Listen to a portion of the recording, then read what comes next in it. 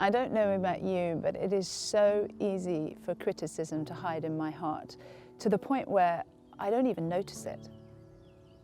It gets hidden in the guise of good judgment and common sense, and it gets wrapped up in offense and self-righteousness.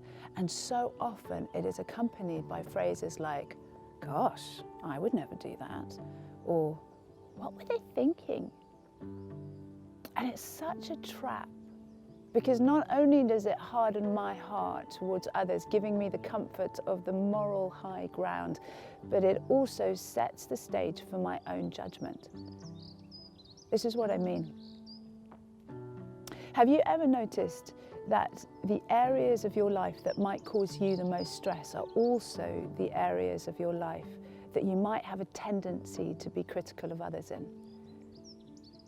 I want to give you an example that, although it sounds trivial, was such an eye-opener to me when I recognized the pattern in my life. So I live with what a friend recently and very kindly described as a creative swirl, which translates into there is sometimes a certain amount of chaos in my home. Now, here's the thing. I like living with order and tidiness. I just find it really difficult to keep on a consistent basis. And when I'm at peace with myself and in my heart and I'm in a good place, I'm okay with that. And I just rejoice when I occasionally manage to tidy up. But when perhaps peace isn't reigning in the same way in my heart, I might frantically grab a few moments to sparkle and order my home, and then the kids come rushing in. And their shoes and their coats and their socks and their bags and their books and their muddy feet go absolutely everywhere. And in my irritation and frustration, I say things to them like, "You are so messy. When are you going to learn? What is wrong with you?" Guess what? Peace isn't reigning in anyone's heart by that stage. But here's the thing. A few days later, when my own creative swirl has caused chaos throughout the entire house, that same standard comes back to bite me in the butt, and I find myself being chased around my home with accusations like, "You are so messy. When are you going to learn? What's wrong with you?"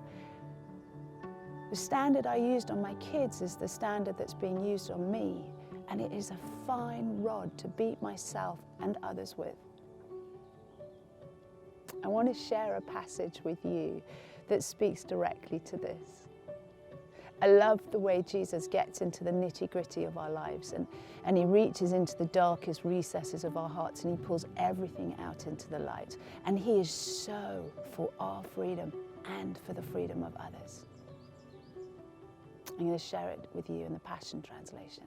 Refuse to be a critic full of bias towards others, and judgment will not be passed on you. For you will be judged by the same standard you use to judge others. The measurement you use on them will be used on you. Why would you focus on the flaw in someone else's life and yet fail to notice the glaring flaws of your own? How can you say to your friend, "Let me show you where you are wrong," when you are guilty of even more? You are being hypercritical and a hypocrite. But first, acknowledge the blind spots in your own life and deal with them. Then you will be capable of dealing with the blind spot of your friend.